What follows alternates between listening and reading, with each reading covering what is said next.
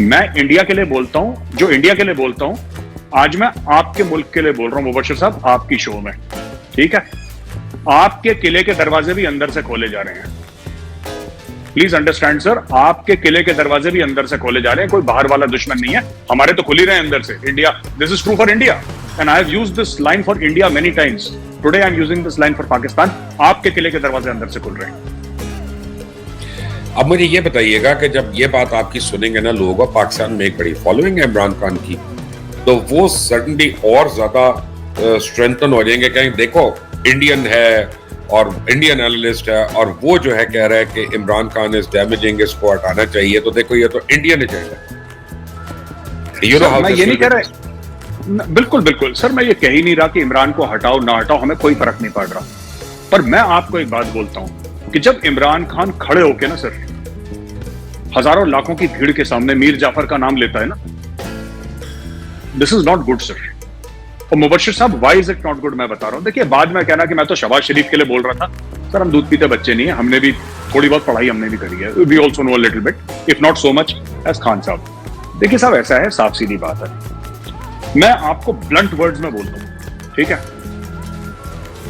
पाकिस्तानी फौज मेरे लिए दुश्मन फौज है और पाकिस्तानी फौज का सरबरा मेरे लिए दुश्मन फौज का सरबरा है, जैसे कि इंडियन आर्मी किसी के लिए दुश्मन फौज है, जनरल मनोज पांडे उसके लिए दुश्मन फौज का सरबरा है, ठीक है जी?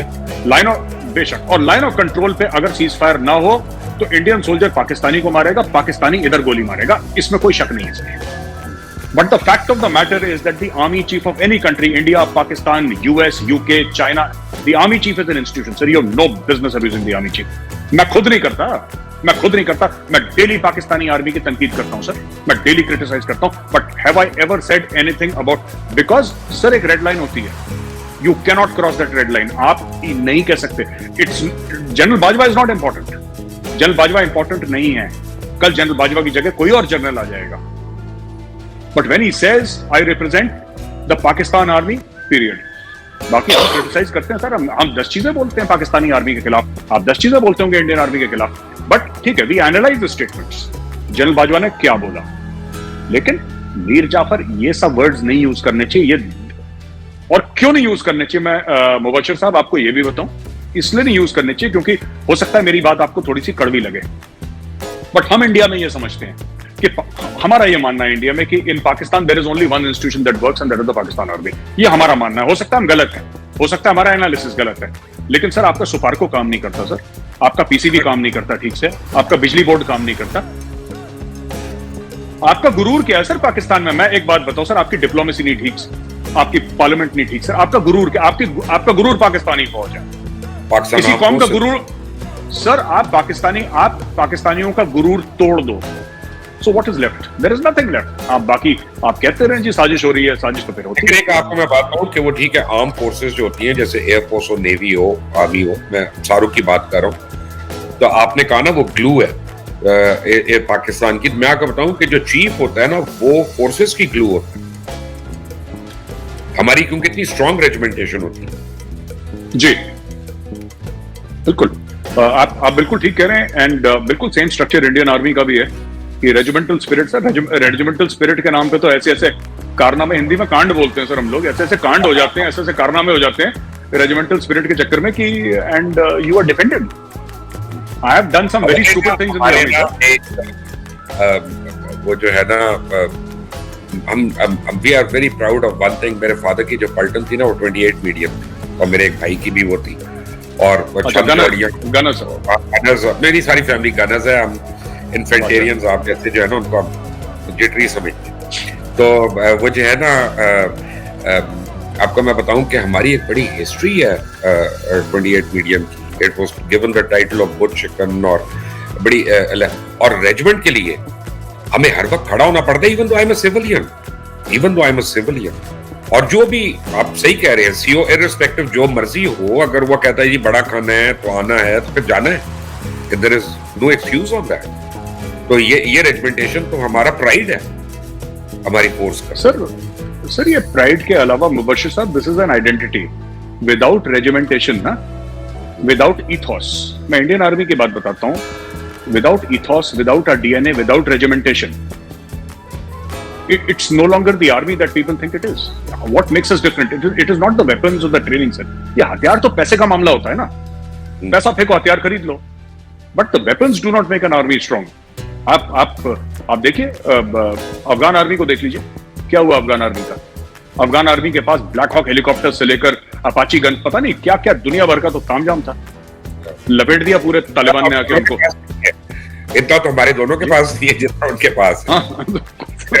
उनके पास they have the latest carbines हैं, latest artillery pieces हैं, they collapsed because America could give them weapons, America cannot give them the will to fight, sir. Will to fight तो कलेजे से आती है, वो तो जिसका कलेजा होगा वो लड़ेगा, जिसका नहीं होगा भाग जाएगा। तो ये बात है। अच्छा मेरे साहब ये बताइएगा कि आप लोगों के ऊपर एक बड़ा आरोप है, एक इल्जाम है कि आप लोग आज तक पाकिस्तान को आपने रिकग्नाइज नहीं किया एज अ सॉवरेन कंट्री, और हमेशा आप कहते रहते हैं देखें जी हमारा छोटा भाई है, हमारा नाराज भाई है। अभी हम समझते हैं कि हमारी सॉवरेनिटी इन बातों से कॉम्प्रोमाइज होती है। Why can't you accept Pakistan as a reality and not a dream? Mubashir साहब, मैं 2-3 बातें आपको बोलता हूं कि भाई तो बहुत दूर की बात है, अगर हम लोग एक दूसरे से तमीज से बात कर लें, आई थिंक यही बहुत बड़ी चीज होगी दोनों तरफ से। आई थिंक भाई तो फिर बाद की बात है। दूसरी चीज देखिए ना, मैं आपको 2-3 चीजें बताता हूँ कि ये ऐसी बात नहीं है। जैसे इंडिया का हाई कमीशन इस्लामाबाद में है, आप लोगों का हाई कमीशन नई दिल्ली में है, तो तस्लीम तो है। दूसरी चीज है कि वाजपेयी जी आए थे सर मीनार पाकिस्तान, एंड वाजपेयी जी को ये पता था, ही न्यू फुली वेल कि मीनार पाकिस्तान की क्या अहमियत है पाकिस्तानियों के लिए, पाकिस्तानी कौम के लिए। What is the significance of Minar Pakistan? वरना उन्होंने प्रेसिडेंट हाउस में जाना था, प्राइम मिनिस्टर हाउस में जाना था, वहां से हाय हेलो करके वापस ही वेंट टू मीनार पाकिस्तान। वो गए उस वक्त मीनार पाकिस्तान, और मीनार पाकिस्तान जाके ये तस्लीम ही करना हुआ ना सर कि हम अब किस तरीके से तस्लीम करते हैं। मैं तो देखिए, Pakistan is a sovereign state, मैं ऑन रिकॉर्ड कहता हूं Pakistan is a sovereign state, India recognises Pakistan is a sovereign state and vice versa. अब वो लोग, मैं बताता हूं आपको, मैं बताता चक्कर क्या है, मैं माफ कीजिएगा मैं बीच में आपके बोल रहा हूं। एक्चुअली क्या है कि अ लॉट ऑफ पीपल, बहुत सारे लोग जो पार्टीशन के वक्त जो पाकिस्तान से इंडिया आए, ठीक है sir, specially people from Punjab, इनका बड़ा इमोशनल कनेक्ट है लाहौर से, रावलपिंडी से, सियालकोट से, गुजरांवाला से। है ना उसमें आप देखें जो फिजिकल डिवीजन पंजाब की हुई है, बिल्कुल। तो अभी भी उन्होंने, जो बच्चे भी हैं उनके आज, वो चाहे 25-30 साल का लड़का हो, उनका लड़की हो, ठीक है ना, उनको बाबा दादा ने सब यही सुनाया है, नाने ने यही स्टोरी सुनाई है कि बेटा हम लोग वहां पे थे, हमारा घर। सो एक एफिनिटी है। सो व्हेन दे स्पीक, जब भी कोई कहता है ना कि आप हमारे बिछड़े भाई हैं, जब भी कोई खास तौर से और भी लोग कहते हैं, मैं ये सिर्फ पंजाबियों को नहीं कह रहा, और भी लोग कहते हैं, बट खासतौर से व्हेन पंजाबीज इन इंडिया जो यहाँ पे रेफ्यूजी बनकर आए थे, वो जब ये कहते हैं सर हमारी, आपको पता है half of the film industry is from west Pakistan, इसमें इनकी रूट्स वेस्ट पाकिस्तान की हैं। तो जब ये बंदे ये कहते हैं ना कि वी वांट टू, जब ये कहते हैं हमारा बिछड़ा भाई है, दे से it not from a geopolitical और डिप्लोमेटिक सेंस, दे से it from an emotional sense, क्योंकि इन्होंने अपने दादा से वही सुना है कि हम उनके साथ, ये हमारे वो होता था, ये अब्दुल होता था, रहीम होता था, हम उसके साथ क्रिकेट खेलते, उन्होंने यही स्टोरी सुनी। फिर हमारी लड़ाई हो गई, मेरा भाई मुझसे गुस्सा हो गया। You know when they hear such stories, this is what they are repeating. उनका ये मतलब नहीं है कि पाकिस्तान को तस्लीम नहीं करते, उनका ये मतलब है कि हमने ये परिवार में, अपने खानदान में यही कहानी सुनी। So they are telling you the same story that they heard. अब उस बच्चे ने तो 30 साल का है सर, उसने तो कभी गया भी नहीं पाकिस्तान, बट उसने सुना ये है। अच्छा मेरे साहब, अब complex equations do not have simple solutions, let's face the fact. बिल्कुल। कि लेट्स से कश्मीर है, वो आप कहते हैं मेरा टू अंग है, मैं कहता हूं कश्मीर बनेगा पाकिस्तान। तो अब ये तो हम कभी एक पेज पे नहीं आ रहे इसमें, लेकिन fact of the matter is कि पाकिस्तान और इंडिया दो न्यूक्लियर कंट्रीज हैं और दोनों का फ्लैश पॉइंट कश्मीर है। I mean no denying on that. अब ऐसी अंडरस्टैंडिंग क्यों नहीं हो सकती बिटवीन पाकिस्तान एंड इंडिया कि यार हम ये एलओसी के ऊपर से ट्रूप्स को हम तकरीबन 1-1 किलोमीटर पीछे कर दें। I don't know how applicable is that, क्योंकि मैं को फौजी नहीं हूं, जितना मर्जी मैं क्लेम करूं, और जो है वहां पे सिर्फ बीएसएफ हो, इधर रेंजर्स हो, ताकि you know we can maintain certain sanity over there. क्योंकि आपको पता है ट्रूप्स जो है वो तो उन्होंने तो भिड़ना है, they are not going to exchange hands and all that, और तोहफे नहीं देंगे। रेंजर्स और बीएसएफ कर लेंगे ईद पे, दिवाली पे और व्हाटएवर चीजों पे। तो डिफ्यूज करने के लिए इंडिया को, पाकिस्तान को क्या करना चाहिए? सर मुझे तो ये लगता है कि सबसे पहले हम ये बात करें कि लाइन ऑफ कंट्रोल से ट्रूप्स पीछे हटाने से पहले आई थिंक अब ये मैं ऐसी चीज बोलूंगा तो सर मैं फिर पिटाई मेरी इंडिया में होनी है जबरदस्त, मुझे तो पकड़ने दौड़ा दौड़ा के। मैं आपको लाहौर में रख लूंगा, यहाँ पे कम लोग मारते हैं, वहां पे ज्यादा पॉपुलेशन है। नहीं सर, मैं आपको बताता हूँ, देखिए मैं आपको बताता हूँ कि मुझे लगता है कि when both the armies start talking to each other then there will be peace।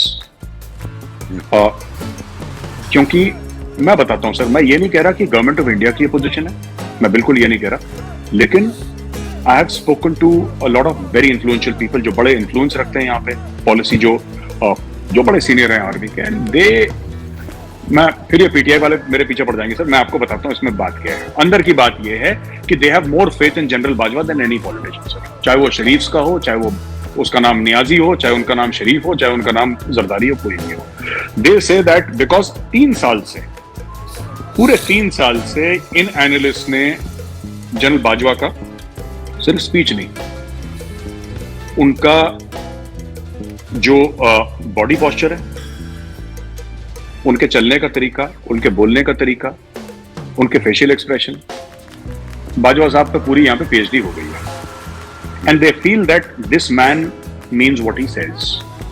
अगर दुश्मन है तो दुश्मन है, दोस्त है तो दोस्त है, दोगला नहीं है ये बंदा। This is the understanding. गरीब, भूखे, लाचार, अपंग और कपड़े से विहीन लोगों की सेवा के लिए आप दान कर सकते हैं स्कैनर के ऊपर